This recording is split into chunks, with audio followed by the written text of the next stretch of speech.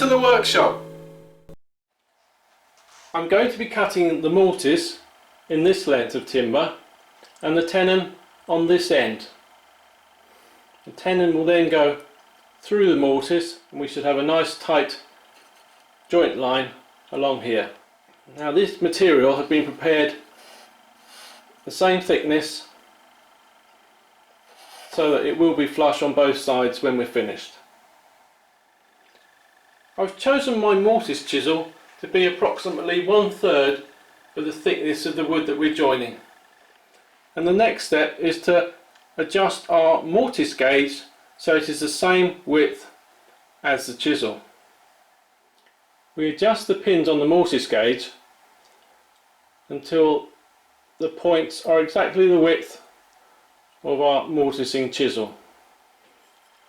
Using the engineer's square and a marking knife, we mark for the shoulder line of our joint.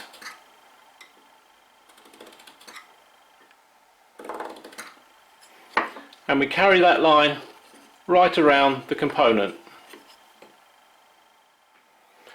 With the components in the position we want them to be jointed, we mark the length of the mortise a little shorter on each end than the width of the adjoining piece.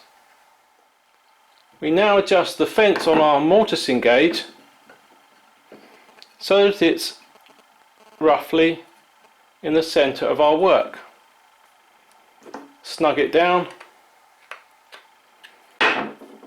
make a couple of pin pricks,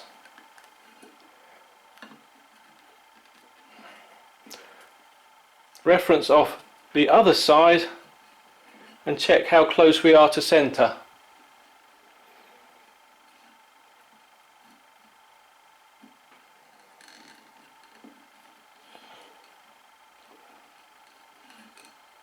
And in this case we're actually spot on. So we can now mark from one end of the mortise to the other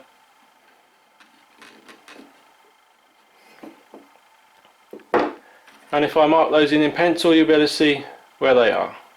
Now I take my engineer square and mark a knife line along the end of the mortise between the two gauge lines, and the same at the other end. Secure your workpiece so that the mortise is above the leg of your bench and it can't move. This gives good support when we're chopping. With our marked out mortise clamped firmly to the bench above one of the bench legs for support, we can now chop out our mortise. We first set our mortise chisel, bevel pointing towards the middle of the mortise, just inside the end of our mark. Make sure it's square and sight from the end of the work to make sure that it's parallel with the sides. A couple of strikes.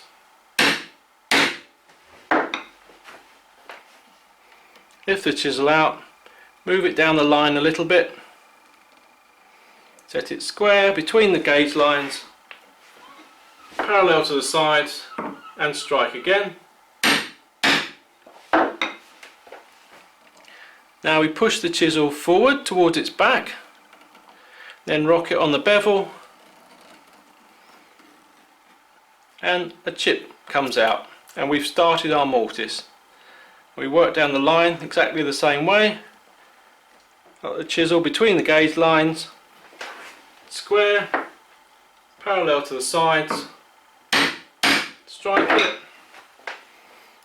push it forwards, rock it against the bevel, our next chip emerges.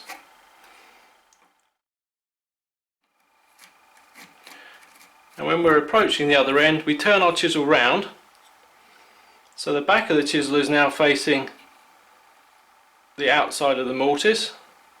Set it again inside the end of the mortise, between the gauge lines, parallel to the sides, a couple of strikes, lift the chisel out, push it into the gap we've got whilst it's leaned forward a bit, and then lever the last chip out. And then we go back to the beginning of the mortise and start again.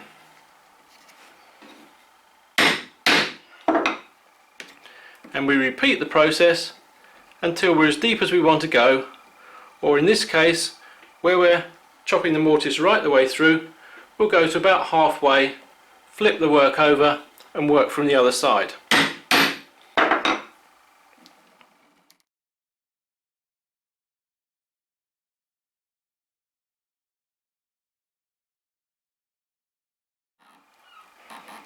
So join me when I get through to the other side.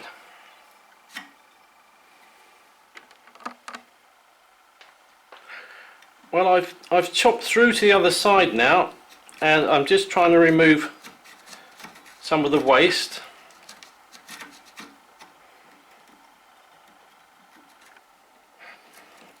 I took care not to chop or let my chisel continue down into my bench top. Sometimes it's advisable to put a scrap piece of hardwood underneath, or a piece of MDF underneath, when you're chopping right the way through. So that's got most of the waste out. Move up a little closer to that final gauge mark and chop about halfway. And because what we're trying to remove here is so thin, the action of the bevel pushing the chisel against the end of the mortise won't cause it to extend the mortise any further than we want it to. So we just creep up on it, and we should end up with a nice crisp. Put our chisel into our knife line and just pair this final one with a bit of downward pressure, and that's lovely. And we'll work to the other end as well.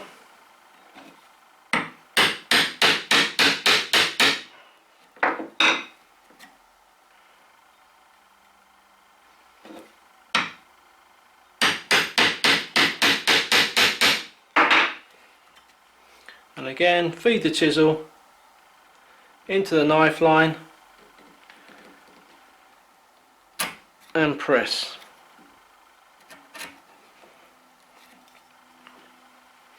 Now careful when we get this waste out that we don't lean against the ends of the mortise and round those nice sharp cuts over.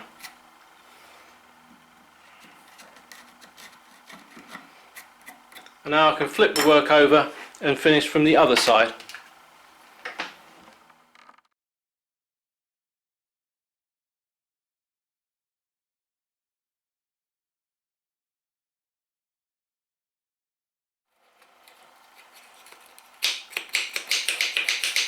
And that's a nice tightly cut mortise. Now just to check finally that these are cut nice and square at the end, I put the chisel in tight against the end, check with the engineer's square, and that's lovely. I'll do the same at both ends and on both sides, and make any slight adjustments if necessary just by hand pairing the end grain in the mortise. To prepare cutting the tenons, remove a little wedge of material between the shoulder line that we marked earlier and the actual tenon area with a chisel, and this will leave a little shoulder against which to run our saw. Do that all the way around the component. We've marked the cheeks of our tenons using our marking gauge, working off the same finished side as we did when we marked for the mortise. run lines down from both of the shoulder marks that we made through all our waist, and then I've just highlighted them by running a pencil along there and marking out the waist. And we need to saw within the waist when we cut the cheeks. But first of all, we're going to cut the cross cut at the end of the cheeks.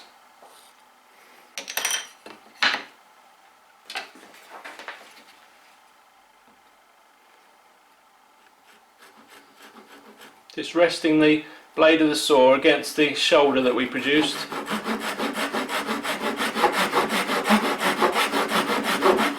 Cut down to the mortise gauge line.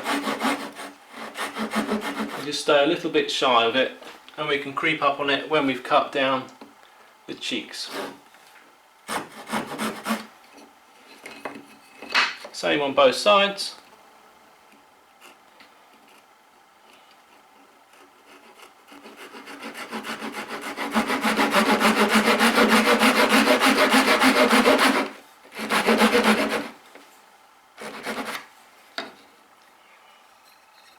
And then we put the work in the vise, cutting the waist side of the line,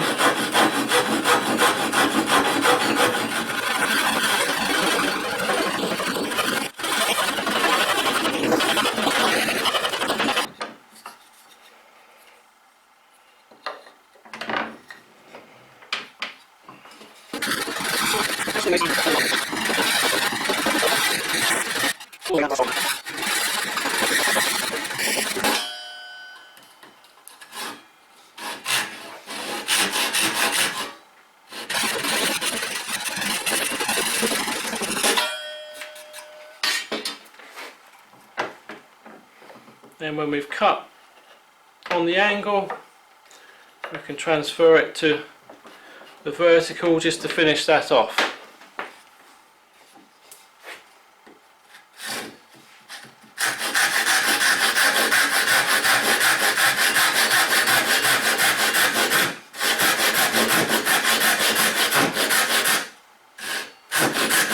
And be very careful not to go too far.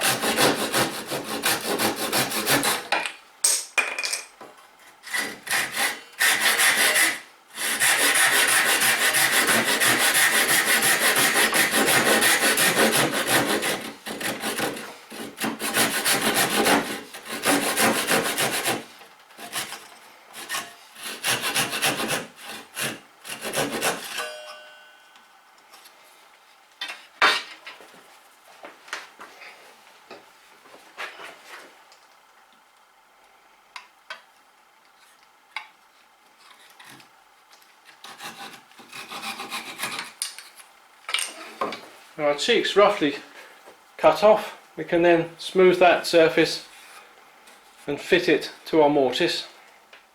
And if we then just test our rough tenon in our mortise,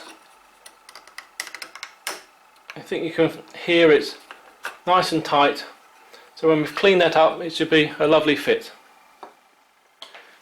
Now we can use a chisel, carefully pare away at the surface until we're nice and smooth. I prefer to use one of these Japanese files.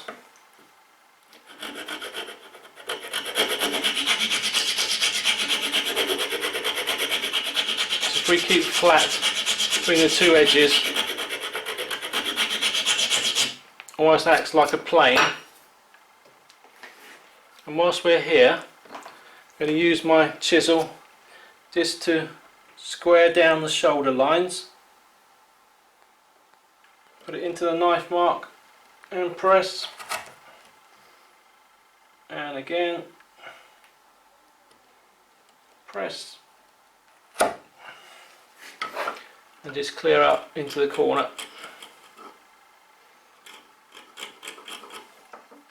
On small work like this, I find it easier to use a chisel and the Japanese file.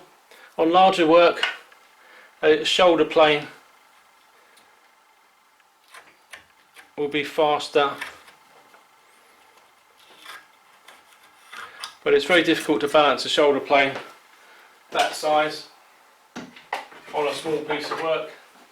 If you go to a smaller shoulder plane, you'll find that you're only working a very small amount of the length of your tenon there, and so you can become thinner here, thicker there, get inconsistencies, whereas the Japanese file is quite wide,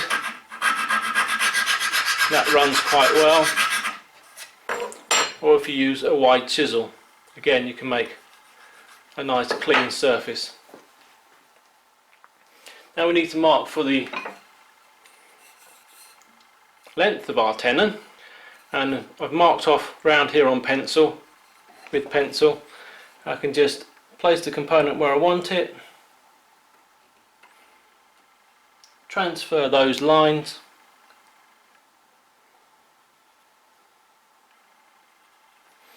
it's supposed to be centered, so if I use a finger gauge on the one side and don't change it and do the other side, that should give us a good indication. And what I'll do is at the very end I'll just cut to that line, check the fit, and once it's perfect I'll extend the cut down to the shoulder. So I'm just going to cut the width of the, or length of the tenon.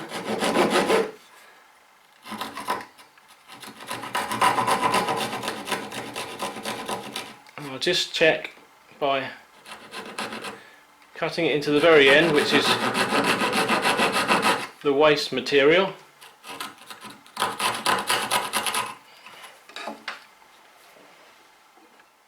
And take our mortise and see how close we are.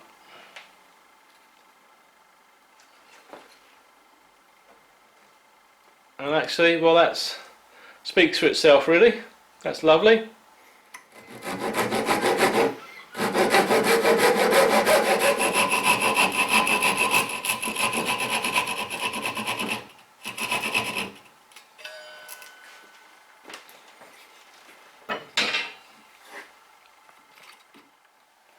Now, after just a little bit of work with the Japanese file, just to tidy it off, we have a good push fit joint with tight joint lines, very slightly off flush, just feel it with my fingertips. So we'll glue that and then plane it up.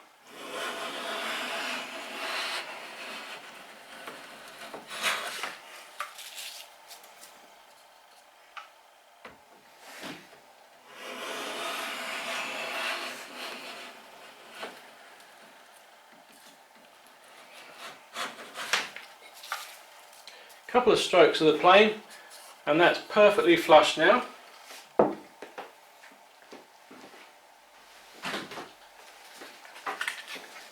little bit of sanding just away from the joint where we've got a cross grain situation.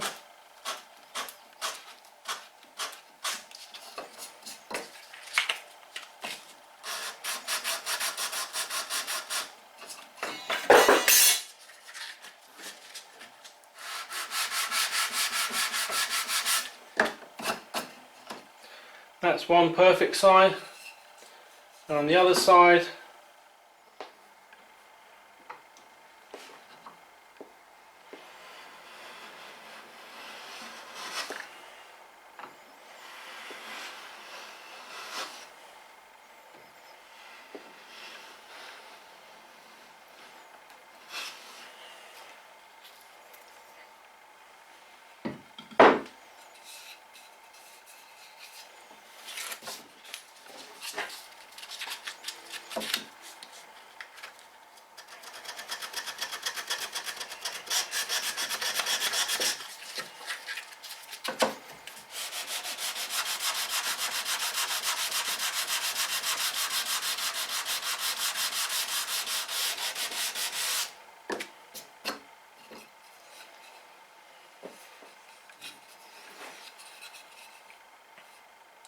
So, a mortise and tenon joint, flush both sides. It's coming right through, but for the sake of this I'm going to chop that off flush and smooth it over with a plane. So we'll just saw it off a little bit long.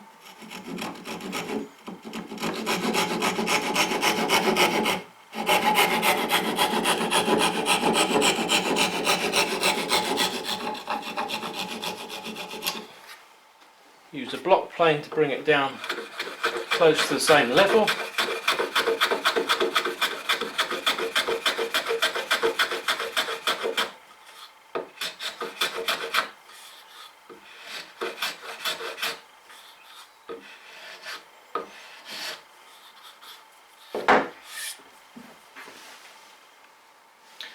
Then use our smoother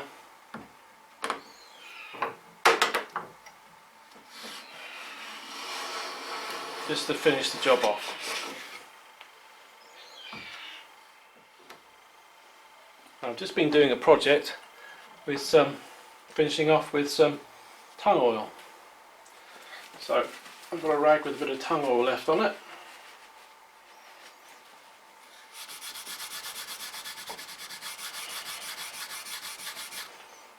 I think you can see that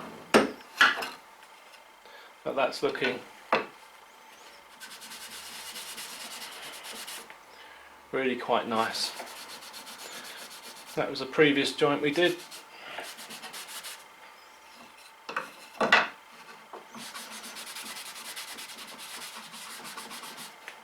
The halved T.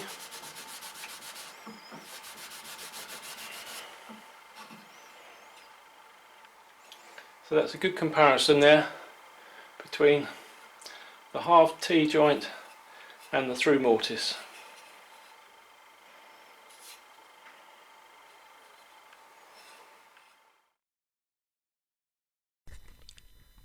The through mortise and tenon. Give it a go.